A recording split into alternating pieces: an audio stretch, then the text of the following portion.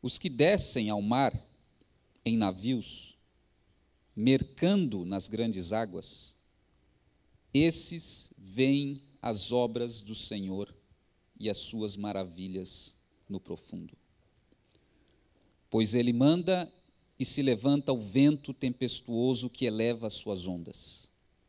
Sobem aos céus, descem aos abismos, e a sua alma se derrete em angústias. Andam e cambaleiam como ébrios, esvai-se-lhes toda a sua sabedoria. Então, clamam ao Senhor na sua tribulação, e Ele os livra das suas angústias. Faz cessar a tormenta, e acalmam-se as ondas. Então, se alegram na bonança, e Ele assim os leva ao porto desejado. Vamos orar. Pai, te agradecemos por essa palavra, pedimos agora a tua orientação, a tua direção, que o Senhor nos oriente, nos esteja conosco, nos ensine, nos exorte, é o que nós oramos em nome de Jesus. Amém. Irmãos, no Salmo 107 é um poema de 4 estrofes, todas as estrofes apresentam uma situação de sofrimento e de angústia, em seguida de um livramento do Senhor, e repete um coro: louvem ao Senhor pela sua bondade e pelas suas maravilhas, e esse coro se repete 5 vezes no Salmo. E a 4ª e última estrofe desse Salmo é o trecho que nós lemos, que apresenta a angústia de um grupo de navegadores que enfrentam uma tempestade no mar. O texto diz que se levanta um vento tempestuoso sobre a embarcação desses navegadores. Esse vento levanta as ondas, diz o texto. E ele diz que o barco sobe aos céus e desce aos abismos. Querendo dizer o seguinte: as ondas são tão altas, que quando ele eleva a embarcação, parece que eles estão voando, parece que eles perdem o contato com o mar. E quando eles passam pelas ondas, as paredes de água são tão grandes que parece que eles estão num abismo. Eles estão no núcleo de uma tempestade, de uma tormenta.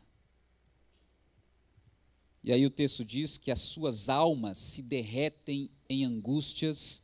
O texto diz que eles começam a cambalear como ébrios, como bêbados, perdidos, atordoados. O texto diz que se esvai deles toda a sua sabedoria.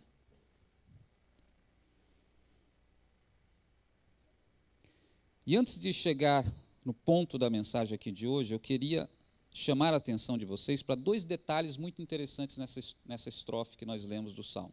Primeiro, esse aspecto simbólico da tempestade. Veja que geralmente a imagem da tempestade, não apenas na Bíblia, tem um peso simbólico grande. Geralmente é usada como símbolo de um momento muito difícil que nós atravessamos na vida. A tempestade, simbolicamente falando, é o momento da crise. A tempestade é o momento que, por alguma razão, você perde a estabilidade da sua vida. A tempestade é o momento em que você perde o controle da situação. A tempestade é o momento em que você se sente perdido. É o momento que você não sabe o que fazer. A tempestade é o momento que você se sente sozinho. É o momento que você se sente no meio do mar, sem ter para onde fugir, sem ter a quem recorrer. E nesse sentido, todos nós aqui enfrentamos e estamos sujeitos a enfrentar tempestades na vida. A tempestade pode ser uma crise no casamento, pode ser uma separação, pode ser uma traição. A tempestade pode ser um drama financeiro, pode ser uma situação de desemprego que tira a estabilidade da sua vida. A tempestade pode ser uma angústia por um problema grave de saúde, uma depressão, uma tristeza profunda que abate a alma de uma pessoa. A tempestade pode ser o trauma de perder um ente querido, uma mãe, um marido, um filho, um irmão. A tempestade que assola esses marinheiros aqui pode bem ser um arquétipo de todas as tempestades que nós enfrentamos nas nossas vidas. Esse é o primeiro detalhe que eu queria chamar a atenção para vocês. Mas o segundo detalhe, eu queria chamar a atenção de vocês para como eles entraram na tempestade e como eles saíram da tempestade. Presta atenção. Primeiro, como eles saíram, versículo 28 a 30, que nós lemos. O que diz? Clamaram ao Senhor na sua tribulação, e o que o Senhor fez? Os livrou das suas angústias e os levou ao porto desejado. Como eles saíram da tempestade? Clamando ao Senhor. Deus os livrou. Agora veja que interessante. Como eles entraram na tempestade? Versículo 25. Na minha Bíblia diz assim: pois ele manda e se levanta o vento tempestuoso que eleva as ondas. Ele quem? Na Bíblia NVI diz literalmente: Deus manda e o vento se levanta. Então preste atenção. Quem os tirou da tempestade? Deus. Quem os levou para a tempestade? Deus. E aí a grande pergunta aqui, irmãos, é o seguinte: se Deus, desde o início, queria livrá-los da tempestade, por que, para começo de conversa, Ele levou esses marinheiros para a tempestade? Por que Deus fez isso?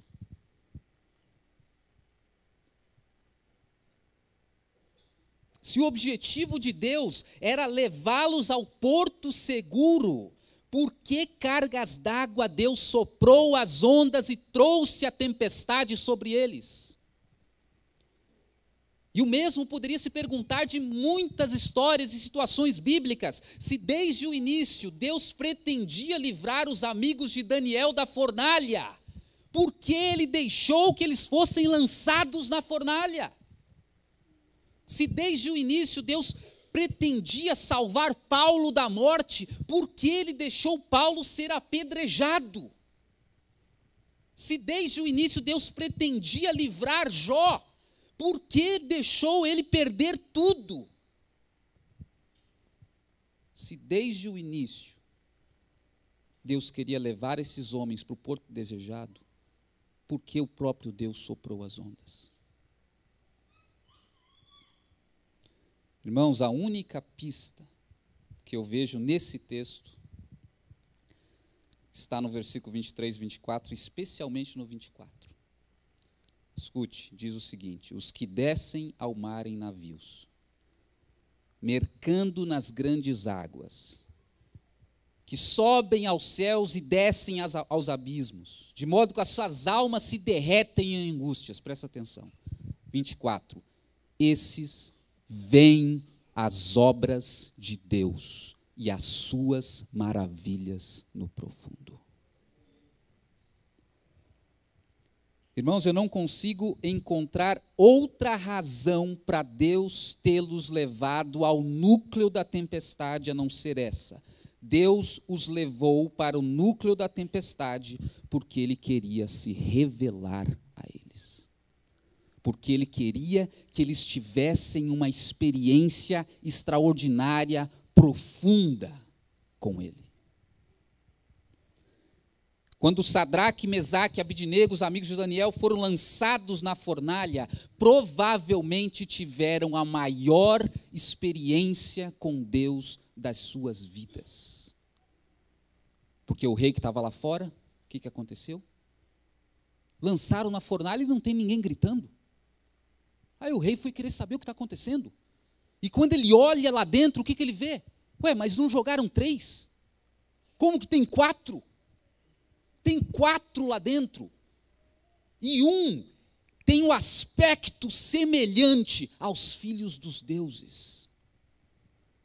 No momento em que eles foram lançados na fornalha, uma 4ª pessoa apareceu. O próprio Senhor Jesus Cristo pré-encarnado. Eles tiveram a maior experiência com Deus das suas vidas. Quando Paulo foi apedrejado, ele provavelmente teve ali no apedrejamento a maior experiência com Deus da sua vida, porque os estudiosos dizem que foi ali que ele foi levado ao 3º céu e viu coisas inefáveis, das quais não era lícito nem ele falar. E ele diz, nem olhos viram, nem ouvidos ouviram, nem nunca subiu ao coração do homem o que eu vi. Quando Jó atravessou o maior sofrimento da sua vida, ele teve a maior experiência com Deus da sua vida. Porque no capítulo 38 nos informa que Deus apareceu a ele num redemoinho. No auge do seu sofrimento. E quando esses marinheiros foram engolidos por essa terrível tormenta, provavelmente eles também tiveram a maior experiência com Deus das suas vidas. Os que navegam pelos mares, mercando nas grandes águas. Esses veem as obras de Deus e as suas maravilhas no profundo. Irmãos, eu estou convencido, portanto, que frequentemente Deus permite que nós passemos por tempestades e às vezes até nos conduz a elas, porque Ele quer se revelar a nós, porque Ele quer que tenhamos experiências profundas com Ele.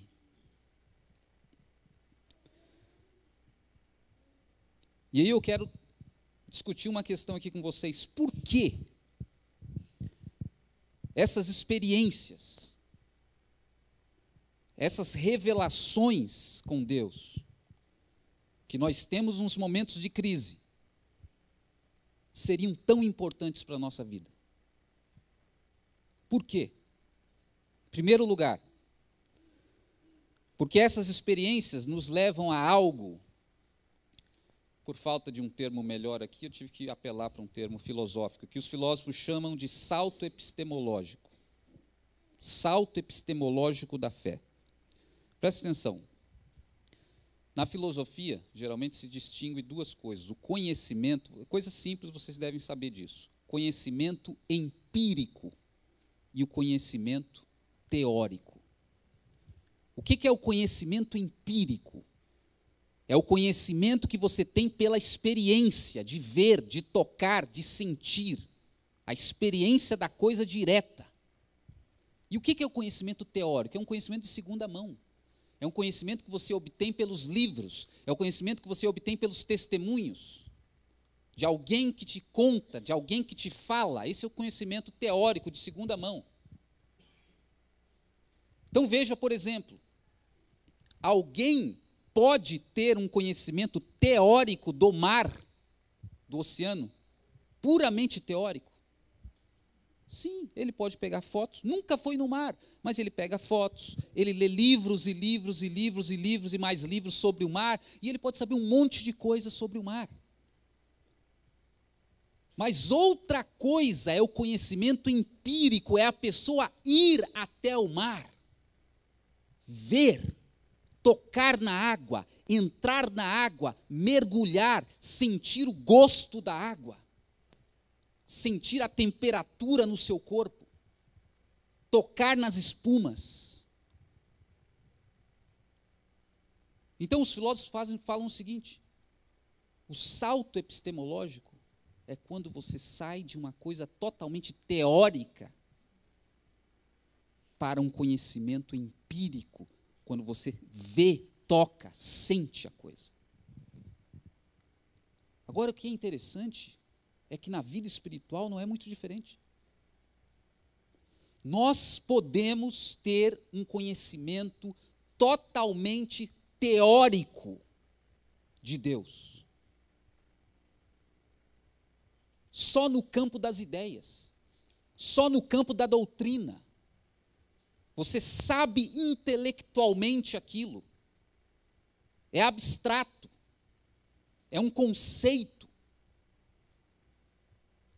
E o que eu acredito, irmãos, é que Deus, ou um dos principais objetivos de Deus, é fazer com que nós demos um salto epistemológico da fé, que é sair da teoria, sair do conceito e conhecer a Deus pela experiência da vida, pelas circunstâncias que enfrentamos.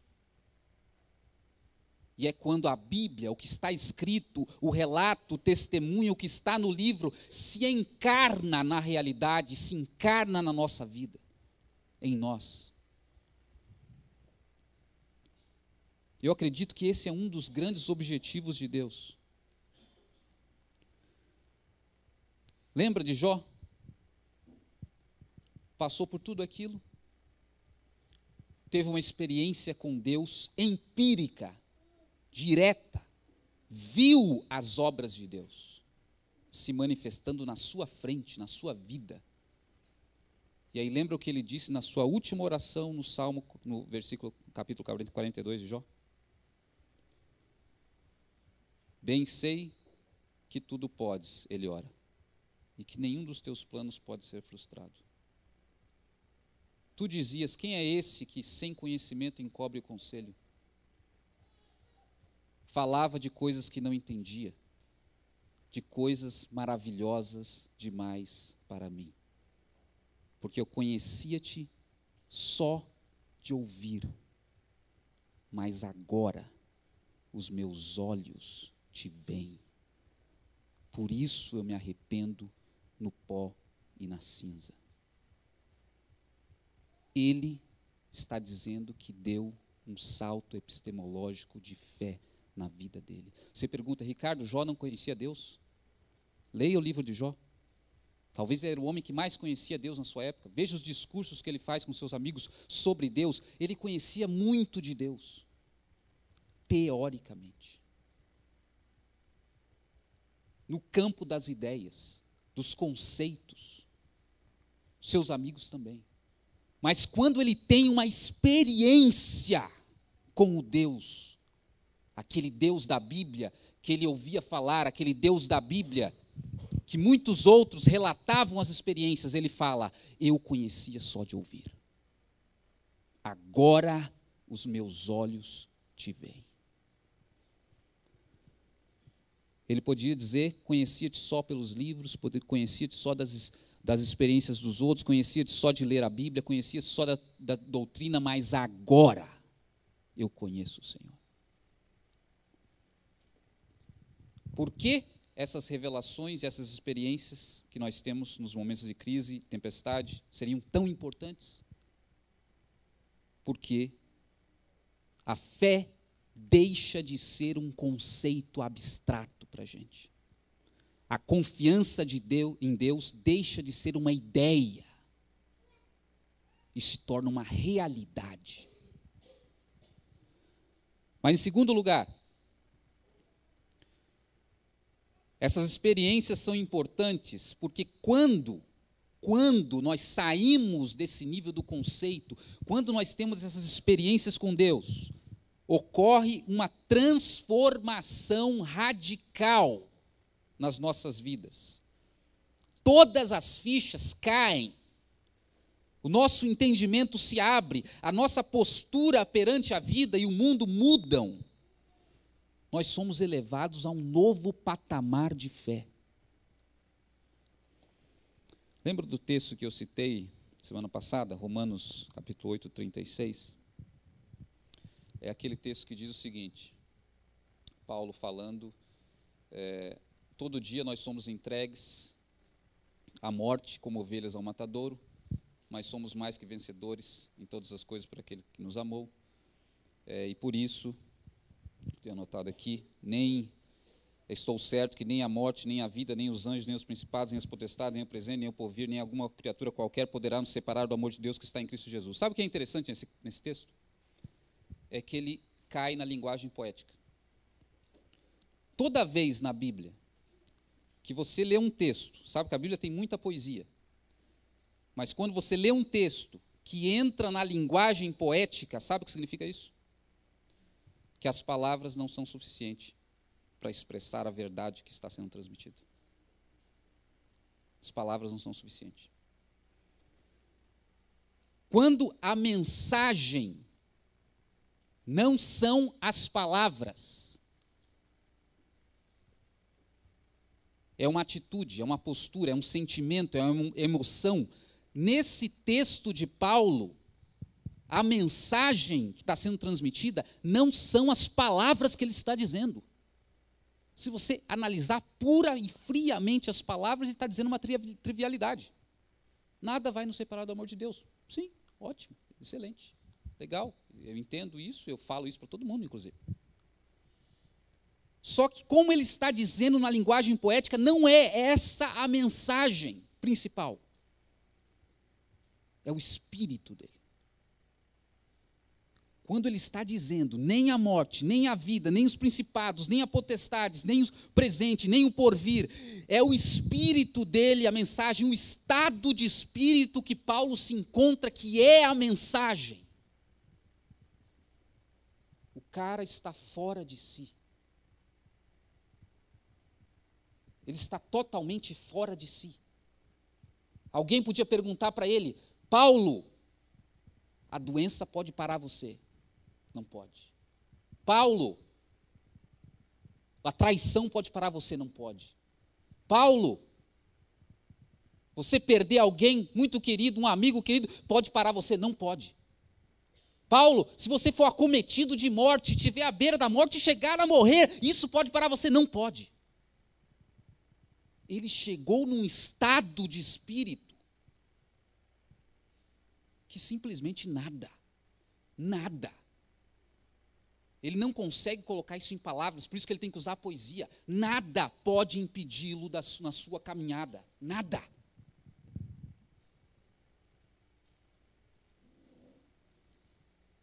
Isso me lembra David Wilkerson, na década de 90. Eu me lembro até hoje, estava conversando com alguém até essa semana a respeito disso. Ele usou uma expressão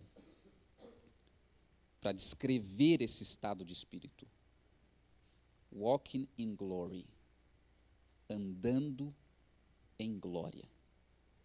Uma pessoa que atinge esse patamar espiritual, ela está andando, ele disse, em glória. Só que eu quero dizer para vocês isso. Para atingir esse patamar espiritual, esse estado de espírito, só se o conceito deixar de ser conceito. Só se a confiança em Deus deixar de ser uma mera ideia e começar a circular nas suas veias. E começar a te acompanhar a cada passo que você dá. Quando a confiança em Deus, esse conceito da Bíblia, das histórias bíblicas, se encarnar em você, você está andando em glória. Você está como Paulo aqui, num estado de espírito tão elevado, que ele diz lá em 2 Coríntios 4:8, em tudo somos atribulados, mas não somos angustiados. Somos perplexos, mas não desanimados. Somos perseguidos, mas não desamparados. Somos abatidos, mas não destruídos. Linguagem poética de novo. O estado de glória, de espírito, isso só acontece quando a Bíblia se torna verdade. Quando deixa de ser um conceito e se torna um conhecimento experiencial, empírico, que você tem.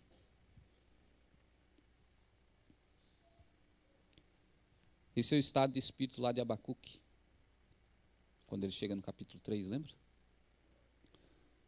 Novamente, poesia. Ainda que a figueira não floresça, ainda que não haja fruto na vide, ainda que nos currais não haja um gado, ainda, todavia eu me alegrarei no Senhor da minha salvação. Lembra? E aí lembra o que diz na sequência? Ele me faz andar nas alturas. Andando em glória. É um estado de espírito. Por que essas revelações, que era a pergunta, e essas experiências com Deus que nós temos nos momentos de crise, são tão importantes? Porque a nossa fé deixa de ser um conceito e nós passamos para um outro patamar de vida cristã, um outro patamar de fé, que se assemelha a esses personagens que nós citamos aqui. Mas a minha ênfase aqui é a seguinte, e eu quero a ajuda de vocês.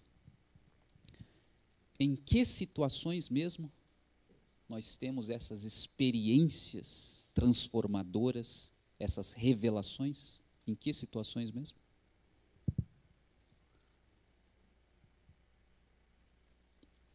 Os que navegam pelos mares, mercando nas grandes águas, sobem aos céus, descem aos abismos, e suas almas se enchem de angústia.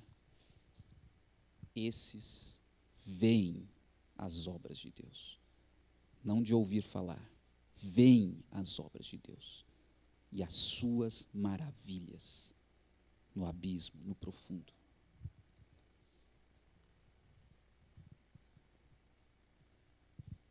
Na fornalha, lá na crise que Jó passou, quando Paulo foi apedrejado, quando Abacuque enfrentou a maior adversidade da vida dele, quando Deus soprou as ondas.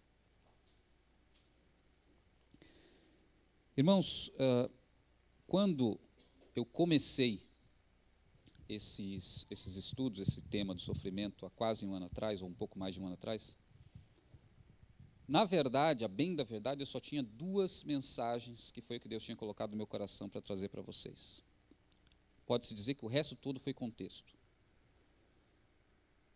A primeira era a seguinte: vocês devem lembrar que na época o Brasil tinha começado a entrar na crise, e aí nós começamos a falar de crise, e aí eu me propus a falar sobre esse tema justamente por causa da crise, que nós enfrentamos crise, o Brasil está enfrentando crise, o mundo está enfrentando crise. E aí a primeira mensagem que Deus colocou no meu coração é o seguinte: no momento da crise, a primeira coisa que nós temos que fazer é uma revisão de vida. Não é a última coisa. Primeira coisa que você tem que fazer quando você enfrenta uma crise, seja ela qual for, para tudo. Refleta sobre a sua vida, veja as decisões que você tem tomado, avalie seriamente a sua vida. E foi essa mensagem que eu trouxe em um dos dias, um dos sermões. A segunda mensagem que Deus colocou no meu coração foi a seguinte, é a que eu termino hoje. Não desperdice a crise. Não desperdice a sua crise. As lições da crise, as revelações da crise, as experiências com Deus da crise. E eu digo isso porque muitas pessoas desperdiçam a sua crise. E eu vou dizer como as pessoas desperdiçam a sua crise. Primeiro, rejeitando. Ninguém gosta de passar por crise, muito menos eu.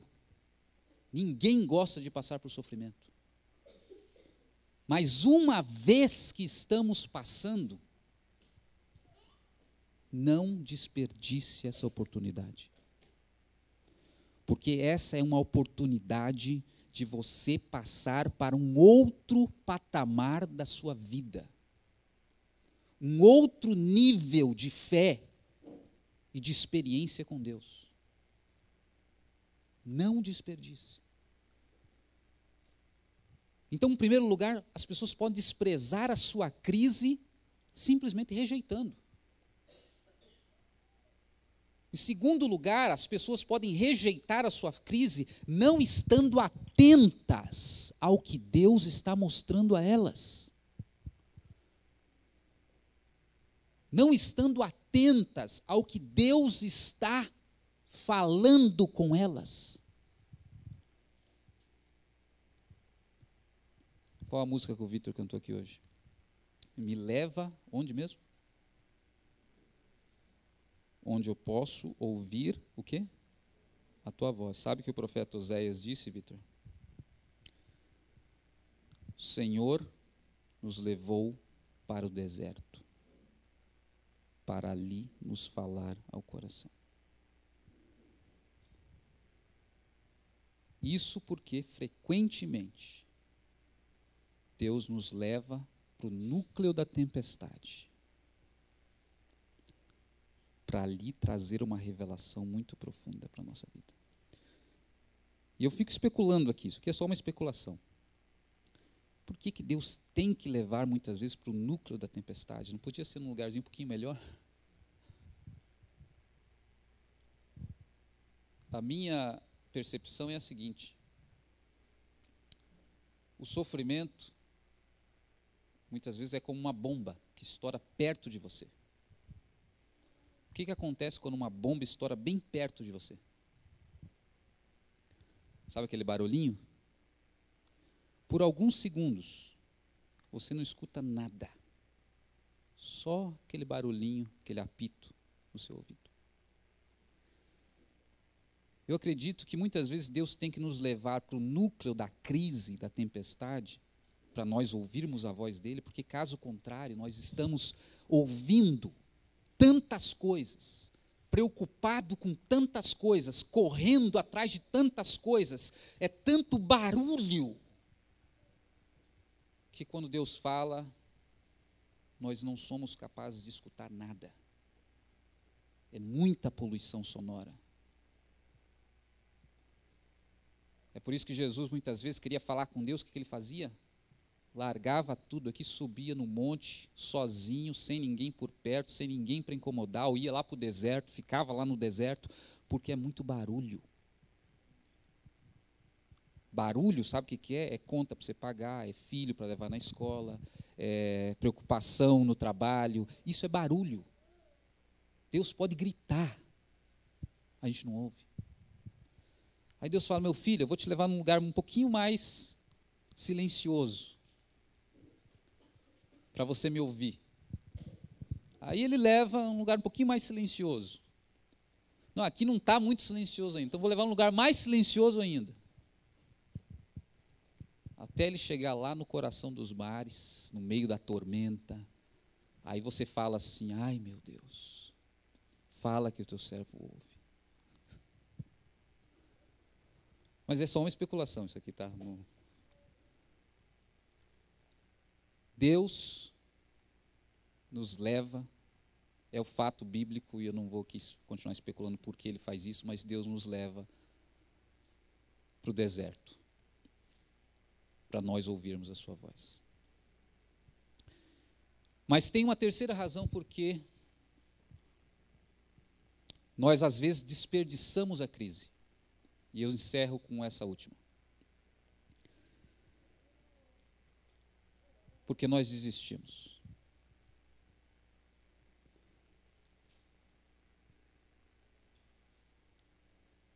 A dificuldade vem, às vezes Deus sopra umas ondinhas. E lembra que eu falei no começo? Quem foi que levou eles para a tempestade? Deus. Mas desde o começo, Deus já queria fazer o quê? Livrá-los. Já estava determinado o livramento. É só uma passagem aqui pelo deserto, só uma passagem pela tempestade, para você ouvir, ter umas experiências com Deus, uma revelação para a sua vida importantíssima, e aí sai do outro lado e está tudo bem. Só que às vezes nós desperdiçamos porque nós desistimos. E aí você não vai sair do outro lado da tormenta, porque você desistiu. Vocês lembram que no domingo retrasado eu citei um outro texto, que era de Hebreus, capítulo 12, que dizia o seguinte: nós, desembaraçando-nos de todo o pecado que tenazmente nos assedia, corramos com perseverança a carreira que nos está proposta, olhando firmemente para o autor e consumador da nossa fé. Mas esse texto começa assim: eis que estamos rodeados de uma grande nuvem de testemunhas. Eu fiquei impressionado com essa primeira parte. Porque, como eu disse para vocês, Paulo está fazendo uma analogia com a Olimpíada. A corrida, a linha de chegada, tirando a roupa, o pecado, o peso que nos assedia para correr, chegar na linha de chegada. E veja que essa grande nuvem de testemunhas também tem uma analogia, que é o estádio olímpico, como o atleta correndo que está cercado de um grande número de torcedores. E ele está dizendo, nós estamos cercados de uma grande nuvem de testemunhas. E eu fiquei imaginando, toda a nuvem de testemunhas sabe, porque é a nuvem de testemunhas que já foi para o outro lado, sabe que a vitória está decretada na sua vida. Toda a nuvem de testemunhas, de torcedores, sabe que você não pode perder. Que a única maneira de você não chegar do outro lado é se você desistir. Então toda a nuvem de testemunhas está torcendo. Paulo, Abraão, Moisés, todos torcendo para que você não desista. Dizendo, continue, porque a vitória já está dada. Você não vai fracassar. Por mais difícil que seja, por pior que pareça, você vai atravessar do outro lado. Continue. Eles sabem. Nós que estamos na corrida, no chão da vida, na pista, nós é que muitas vezes não sabemos ou não confiamos, ou não acreditamos. Mas eles estão torcendo, vai, continua. E o texto diz o que tem que ser feito para você não desistir. Olhando fixamente, firmemente para o autor e consumador da nossa fé. Olhando firmemente no propósito de Deus, no que Deus preparou, no que Deus está fazendo com a sua vida, no que Deus está construindo através daquela corrida, através daquele sofrimento, através daquele desafio, através daquela tempestade. E você continua olhando para frente.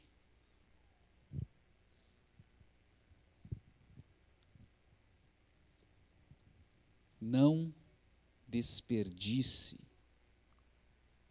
a sua crise. Você desperdiça a sua crise quando você para de buscar a Deus. Senhor, me mostra o que o Senhor quer me edificar nessa situação. O que o Senhor quer me ensinar, as lições, a revelação, a experiência que o Senhor quer. Me mostra isso, eu quero essa bênção. Você desperdiça a sua crise quando você desiste, quando você para de olhar fixamente. Você desperdiça a sua crise quando você rejeita e só está querendo sair da crise o mais rápido possível e não para buscar de Deus essa revelação. Então, desde o início, irmãos, eu tinha essas duas mensagens só. Diante da crise, faça uma revisão de vida. Primeira coisa que tem que ser feita. Depois, não desperdice a sua crise. Aproveite essa situação para receber a revelação que esses marinheiros receberam, que Jó recebeu, que Abacuque recebeu, que Paulo recebeu, que todos eles receberam. Porque isso é que te eleva para um patamar de vida espiritual, vida cristã, mais elevado, onde não é que você não passa por dificuldades, por tribulações, por provações, mas como eu já disse, falando aqui a respeito de Abacuque, os problemas deixam de ter poder sobre você, poder de te derrubar, de te fazer desanimar. Não desperdice a sua crise. Então era isso que que Deus tinha colocado no meu coração para trazer sobre esse tema. Eu lamento, que tenha levado um ano para terminar isso, mas acredito que a mensagem foi transmitida. E eu espero que você possa fazer um bom proveito nesses momentos de crise, que não acabou ainda, está só começando pelo jeito, mas vamos buscar de Deus a bênção que Ele tem nesses momentos também. Então fica faltando só esse apêndice, que aí no momento oportuno eu também apresento. Amém, irmãos? Vamos orar então, e eu passo a palavra para o pastor que fará a ceia. Senhor, te agradeço por esse tempo aqui de reflexão, de meditação na Tua palavra, e sabemos do desafio, de todas as dificuldades que temos como fracos, muitas vezes, pecadores. O desânimo muitas vezes toma conta da nossa vida, muitas vezes queremos desistir.